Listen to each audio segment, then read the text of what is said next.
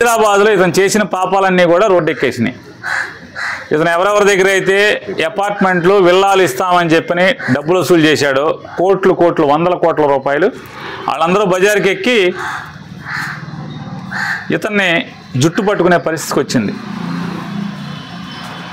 పైలా పచ్చిస్గా అంటే ఎంత ప్రకృతి వ్యతిరేకంగా అంటే పేకాట తప్పితే ఏ ఆట ఆడనటువంటి కేసినేని చిన్నిని ఆంధ్రప్రదేశ్ ఒలింపిక్ అసోసియేషన్ ప్రెసిడెంట్, మరి ఏ ఆట పేకాట తప్పితే ఇంకొక ఆట రాదని చెప్తున్నారు జనం. మరి పేకాట బాగా ఆడుతున్నారని ఒలింపిక్ అసోసియేషన్ ఇచ్చినట్టు. అంటే ప్రకృతికి వ్యతిరేకంగా సమాజానికి అంటే సమాజం ఓరవలేనట్టుగా ప్రవర్తిస్తే మనిషి ఇట్లాగా ఉంటుంది. దానికి తోడు మా గొడుగుపేట వెంకటేశ్వర స్వామి గుడి జోలికొచ్చో పతనం ప్రారంభమైంది.